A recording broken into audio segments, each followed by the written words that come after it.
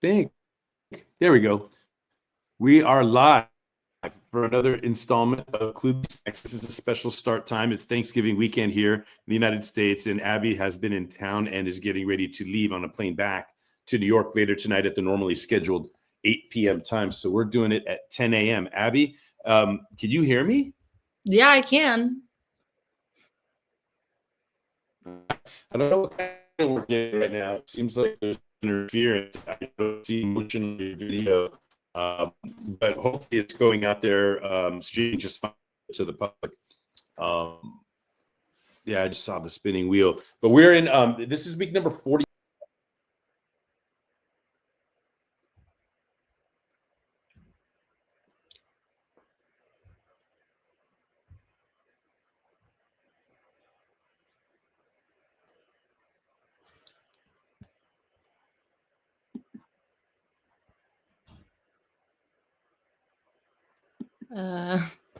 Okay. I wish I had a book on me. I don't. I wasn't anticipating it to just be me. It is currently the 48th week of KloobySnack, which is really weird because there's only 52. All right. Oh, Hopefully I'm back. Abby, are you there? I told you it's not my Wi-Fi, it's yours. Well, hey, yeah, I'm just, yeah, maybe we're getting caught up. Hopefully we were rolling the whole time. All right, let me reset. Hello, everyone. Another next. This is week number 4.com/KloobySnack48. Abby, what kind of, since coming home for the first time, Thanksgiving, how has it been? Yeah, it's been really good to be back. The weather switch is really nice because it's getting really cold in New York now, so it's nice to be in the sun, and to go outside and not actually freeze, and to see all my friends again. It's really nice, seeing people that I haven't seen in months, but the connection's still there, and it's all goes back to normal. That's been really nice, and just being home and also having alone time because you don't really have that at all. When I'm at school, I have no downtime or alone time to just be. So it's been really nice. I went to the beach by myself twice this week just to be, and it was really nice. So I missed that, but I am going back today. I'm excited to see my friends and everything, but it's gonna be cold. Yeah, well, I think it's a special time. Of course, I'm teaching classes. I've got 88 freshmen in my classes this semester, and I reflect always on my first visit home, not at my parents' house where I was going every other weekend to do laundry and deliver pizzas to make money, but it was when I visited my grandmother's house during Thanksgiving break. That's when it hit me oh my God, childhood, we can't put it back in the bottle, or the tube doesn't go back in the toothpaste. Time rolls on and everything keeps progressing. And so I just remember Thanksgiving break being a huge icon of that, and how emotional it was for me to look at the streets and see how much smaller they got, or to really pay attention to the smells in the home when the food was being cooked, or to see the aging on my grandmother's face, and to realize, oh my God, I'm an adult, I'm not getting any younger, this is going to keep going. I just think it's a special time. And so I wanted to ask you about that a little bit. Are you ready to rock and roll with KloobySnack number 48? Mm-hmm. All right. Well, by now everybody should know. By now everyone should know that we are dividing the 52 KloobySnacks into 4 baker's dozens. So we started the year with loving flavored, then we moved on to ego flavored, then discipline flavored, and now we're in integrity flavored. It's a little bit of a through line to what I do professionally. I'm author and founder of the Integrity Game, the 10-point model that allows me to do keynotes and workshops and coaching and consulting and training, etc. It's the brand. So we've got a little bit of a connection between what I do personally and professionally. I want to be a great dad. I want to be a great speaker, author, coach, trainer, etc. So a review of the snacks we've covered so far in this section, starting with number 39. Starting with number 40 was the first snack in this section. Behavior is the evidence of our integrity. And then number 41, honesty is a strategy, a lie is a tactic. 42, accountability will always feel like an attack when we're not ready to be 100% responsible for our own behavior. 43, we're never guilty of ignorance, but we are always guilty when willfully ignorant. 44, critical thinking creates ideas. Strategic thinking makes them work. 45, never let the possibility of not achieving your goal prevent you from pursuing your goal. Little note right here, this one is clearly about goal setting. Today's snack is as well. So there's a couple pieces of KloobySnacks, really, a couple crumbs that are about goal setting specifically. So I'm going to elaborate a little bit on how important that is, especially in the framework of the integrity game model. But moving on, in our review, KloobySnack number 46, if you don't know your purpose, how can you ever know what anything is really worth? We're going to be able to see where purpose exists on the 10-point model as well.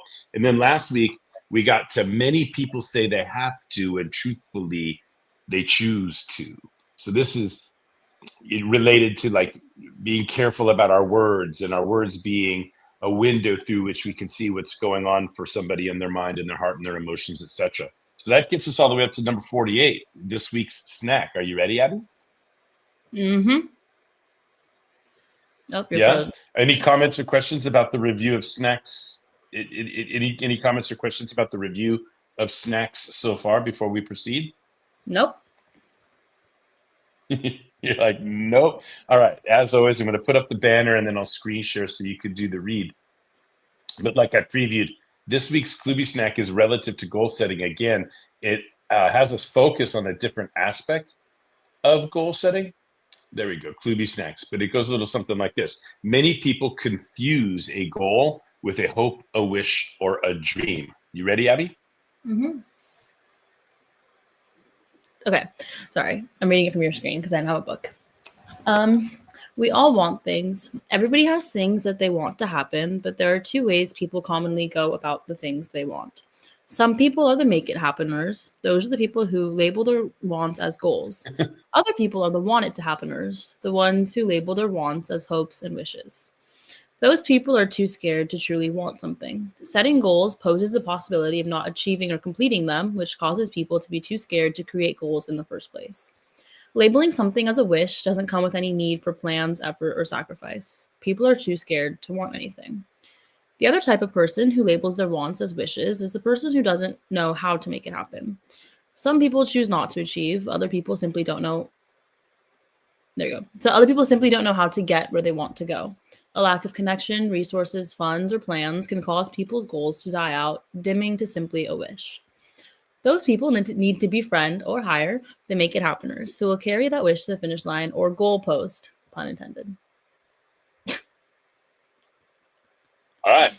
Funny. That's it. So again, I'm going to start off by asking you always, like, what do you think about what you wrote now, a year later, or a little over a year since you actually wrote it? What comes to mind? Would you have written the same thing? Talk to me. I mean, I agree with like the overall premise, and I think I would have definitely written about that. Again, like maybe went into more specifics of like, I don't know what that actually looks like, rather than speaking in like umbrella term like ways. I don't know. I think I could have gone into more specifics, and I think that like the reflections and responses of mine that I like the most are where I tie in myself or my own experience or something that I like, some anecdote, like some actual example story experience. So I like do think that I could have done something with this one. I'm not too sure at the moment what that would have been, but I think like some sort of story, like anecdote to like as like a through line through that would have been better. But yeah, just to give it roots, right? Because a concept can blow in the wind, but with a story, an anecdote, a piece of evidence, an example, right? That helps the concept stay standing or keeps it memorable or reinforces it. Classic argumentation, right? The major premise and minor premise or claim statement supported by evidence. But what I've got to say about this snack, unless you've got any questions for me real quick, is I just wanted to go back to visual here and sharing screen. When we look at the integrity game, 10 a building, bridge, or tunnel will collapse under pressure. Structural integrity, same thing like shoelaces give the shoe structural integrity, so things achieve their purpose, etc. So using that frame, each of these points on the model has questions behind it. And so when we get here to the fourth point on the model, we see SMART goal setting. And never mind that, like in our model, when I learned SMART, it had one A. So I added an A and changed the R to focus on behavioral change. That's not the point. The point, though, is that it's so important. Goal setting gets its own point on the model. And we use a chronological time frame when we go up to like potential right here. potential is like this great word until it gets used in a sentence, like you're not living up to, or you're not reaching, or why are you wasting your potential? Like we begin to have an adverse, relationship with this word because of how it gets used or how it gets used against us in interesting ways. So we want to make it more accessible. And so when we break potential down into vision, mission, objectives, we think about chronology, right? Vision, what's the farthest out we could possibly see? What do we see? That's a description, right? And then a mission is still quite a ways away, a couple years, right? But just not as far out. And it's an achievement, an accomplishment. It's a destination, an arrival. And then objectives are annual. What are my annual objectives? So this is the time of year where it's, if you haven't already, you want to be looking forward to 2026, right? What vision do I have for my life? I'm on a mission to do what, which means I need to achieve what in 2026. So having said that, goals become like the quarterly milestones towards those annual objectives, Q1, Q2. So in addition to setting 2026 objectives, we want to be thinking about, what do I want to achieve by April 1st in order to feel like I'm on my way to meeting my annual objectives? So it's a chronological time frame to a perspective to manage time, manage accomplishment, lay out our plans. All of these KloobySnacks, they're talking about integrity, right? Integrity flavored, but we are in integrity when we are doing what we're meant to do, built to do, on the planet to do, when we're living our purpose, when we're utilizing and optimizing our gifts, when we're striving towards our potential with a quarterly, 90-day cycle, goal focus that keeps us in the cycle of achievement, etc. And I teach this. I'm not, I'm a human being. I'm not perfect, right? I strive to get better and have more integrity in my life. But when we're talking about goal setting, I just wanted to set this perspective of where it sits in the integrity game framework. It's very important. It has its own point on the model.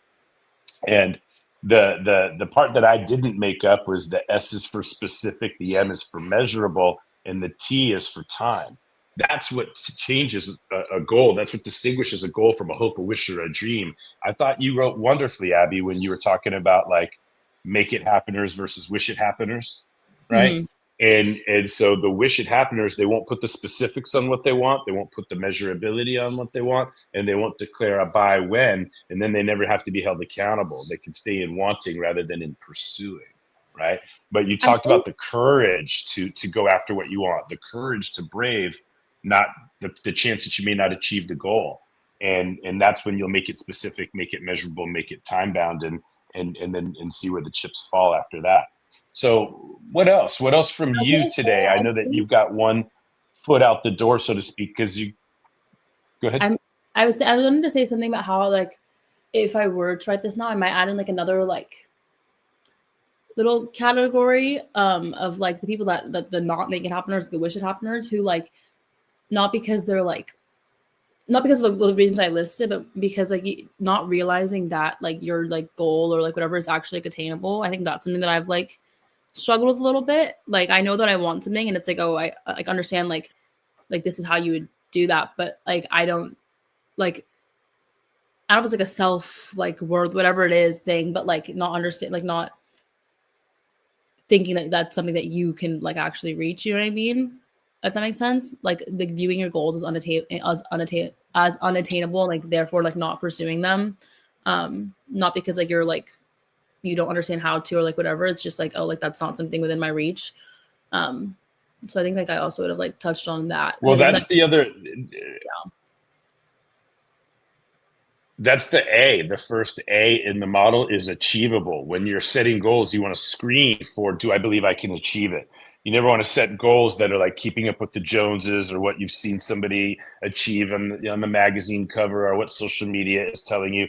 You have to know in your soul that you believe you can achieve it. But just because you believe you can, that's not the same thing as you are guaranteed to, right? So goal setting, a lot of people take it for granted. This KloobySnack is heavy. And, a lot of people confuse a goal with a hope, a wish, or a dream. And then when they're actually willing to set a goal, it's even harder than that, specific and measurable, because ego defense gets in the way.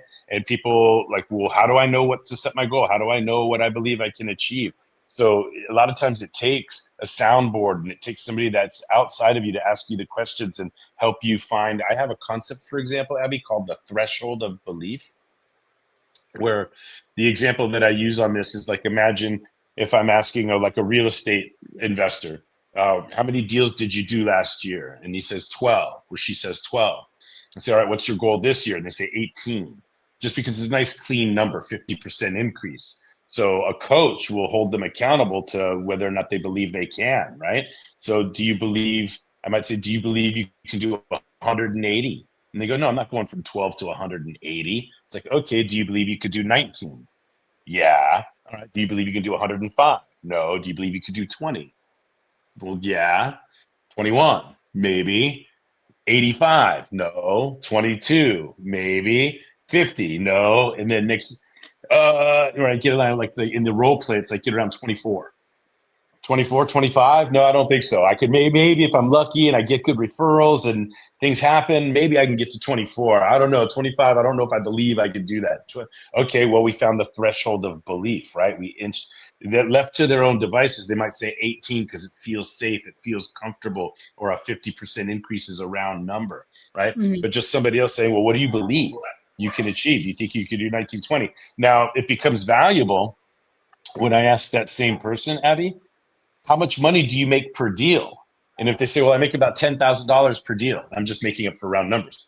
Well, if their goal was 18, they might have gotten to 16, right? But if their goal is 24, they might get to 22, 23.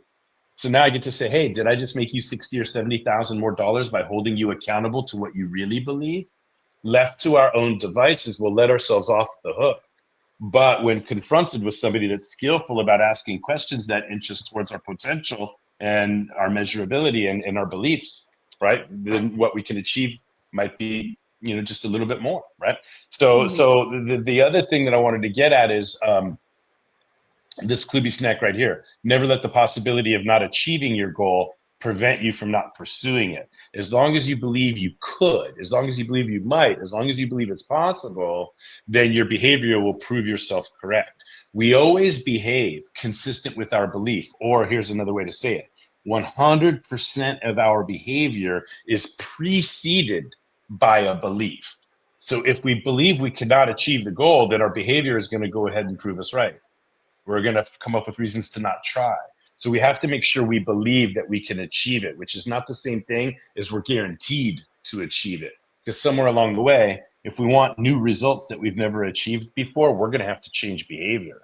And that's like, wow, that's a whole different can of worms to talk about the behavioral change process. But right now, I'm just trying to address your question about belief.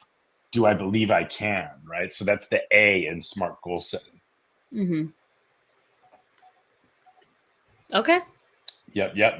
All right, well, we've made it. We've made it to last call. Do you have any other comments or questions or jokes or riddles or limericks or haikus? I know that you have one foot out the door, so to speak, because you want to get up to Orange County. You're flying out of John Wayne Airport rather than San Diego, yeah? I am. I have a red eye. I'm boarding at 8:30 tonight. Landing at 5 in the morning. All right. Well, I'm glad that you made time to get another installment of KloobySnacks in the can. This is number 48. There's only 4 more left after this week, 49, 50, 51, and 52. So we are sprinting to the finish line of a really incredible project that we've worked on here together. I'm really proud of what we've done, but we got 4 weeks left. Yep. Crazy. All right. Travel safe, Abby, and no crumbs left behind. And we'll see you next week for another installment of KloobySnacks. Bye. Bye-bye.